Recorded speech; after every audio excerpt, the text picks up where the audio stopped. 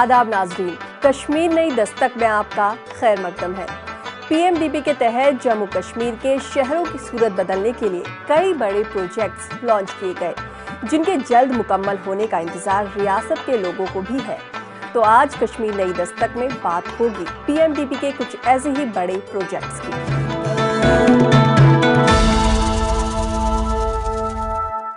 आज कश्मीर नई दस्तक में हिनाया निसार ने साउथ कोरिया में जीता गोल्ड मेडल, वजीर आजम ने मन की बात में सराहा। रियासत के लोगों को इलाज के लिए नहीं जाना पड़ेगा बाहर, जल्द तैयार होने जा रहे हैं रियासत में 2 एम्स। जम्मू में आईआईटी और आईआईएम के कयाम की समत बढ़े मरकजी सरकार के कदम। एशिया की सबसे बड़ी और स्मार्ट सुरंग होगी जोजिला टनल, साल भर लद्दाख जाना होगा आसान। जम्मू और कश्मीर 4 लेन प्रोजेक्ट जल्द होगा पूरा, लोगों को मिलेगी ट्रैफिक से निजात। देखिए जम्मू कश्मीर ERA के CEO राघव लांगीर से हमारी खास बातचीत। और आखिर में आप लुत्फानंदोज होइए शाजिया हमीद की आवाज में खूबसूरत नगमे से।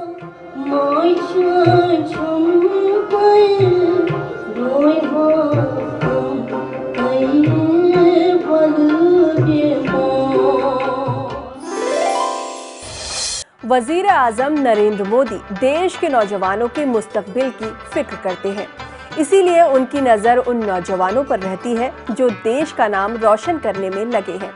ऐसी ही एक कश्मीर की बेटी है हिनाया निसार, जिन्होंने साउथ कोरिया में मार्शल आर्ट्स में गोल्ड मेडल जीतकर देश का नाम रोशन किया। इस साल के आखिरी मन की बात प्रोग्राम में वजीर आजम नरेंद्र मोदी ने कश्मीर की इस बेटी को मुबारकबाद दी। इससे नन्ही हिनाया निसार काफी खुश है। देखिए ये खास रिपोर्ट।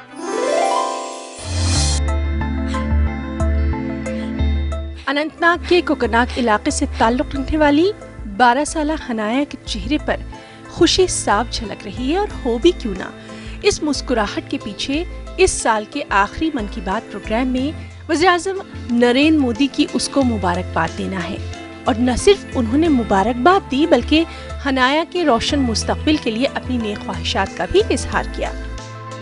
आपको बताएं कि हनाया पिछले 4 बरसों से खेल खेलती आ रही है। उसने कई मुकाबलों में हिस्सा लेकर 11 गोल्ड मेडल हासिल किए हैं। यहाँ तक कि हाल ही में हनाया ने साउथ कोरिया में इंटरनेशनल कराटे चैंपियनशिप 2018 में गोल्ड मेडल हासिल करके मुल्क और रियासत का नाम रोशन किया। उसका कहना है कि मन की बात में वज़ीर आज़म ने जब उसका नाम लिया तो उसको बेहद खुशी हुई, बेहद फख्र महसूस हुआ, लेकिन अब वो उनसे जाती तौर पर भी मिलना चाहती है।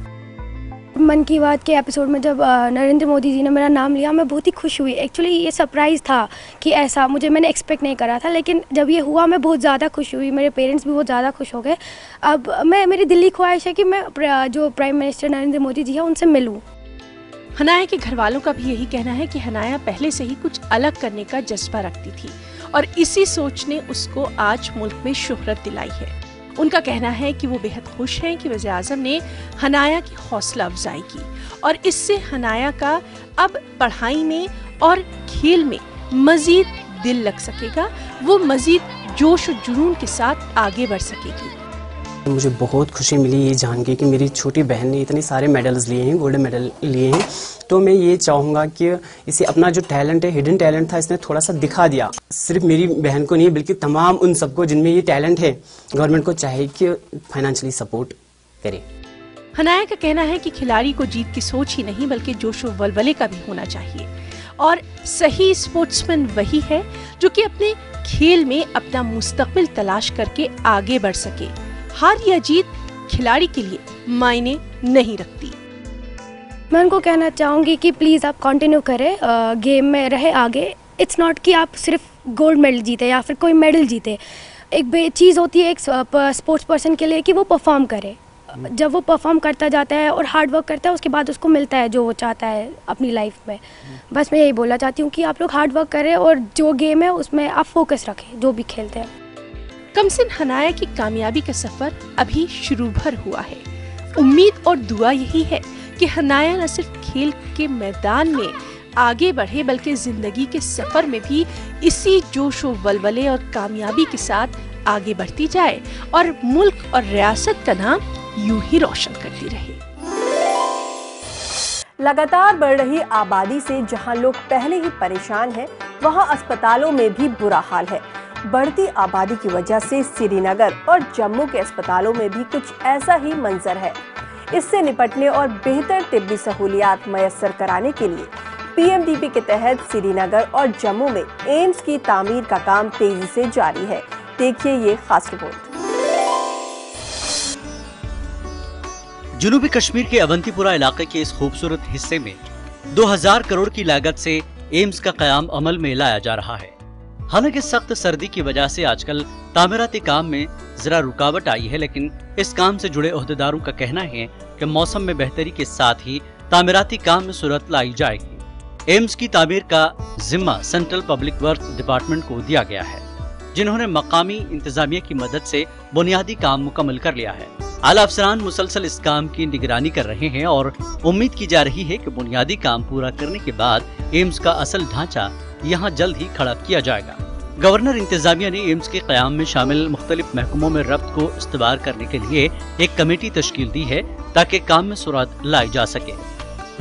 ये फेज़ फर्स्ट में हमने IUST गेट से एम्स की जहाँ पे कंस्ट्रक्शन स्टार्ट हो जाएगी वहाँ तक डबल लेन रोड हमने फेज़ फर्स्ट में प्रपोज किया है, जो ग्रेड 2 लेवल तक बनेगा। अभी जो मतलब इट इज़ नियर कंप्लीशन। ये हमने रिसेंटली गवर्नमेंट ने ये लैंग्वेजिंग प्रोजेक्ट्स में अप्रूव कर दिया and it has been taken up for execution और ये मुझे लगता है 10-15 दिन में कंप्लीट हो जाएगा। कश्मीर में लोग एम्स के क़याम के ऐलान से ही इस पर उम्मीदें लगाए बैठे हैं।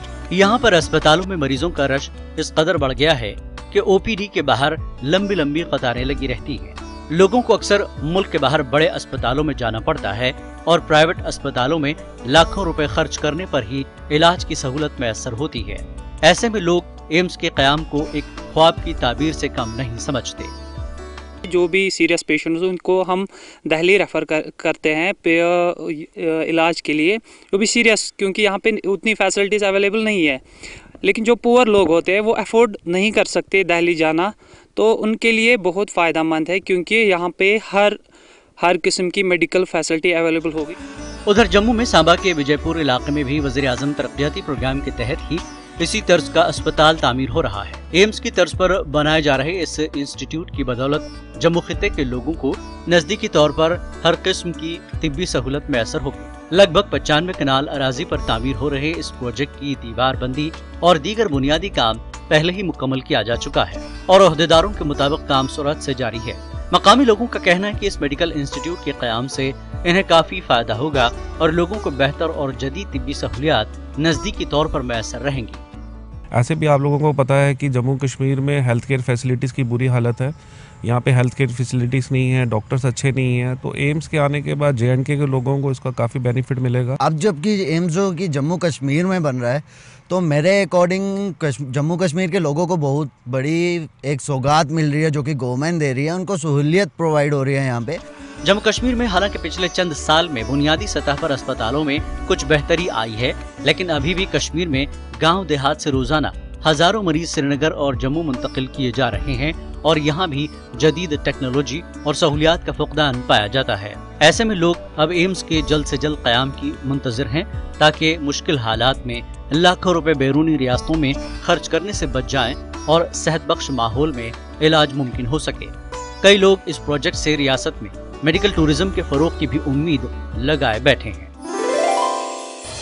कश्मीर नई दस्तक में वक्त एक मुख्तसर वक्फे का, हम फौरन हाजिर होते हैं, कहीं जाइएगा नहीं क्योंकि कश्मीर में तरक्की की नई दस्तक अभी जारी है।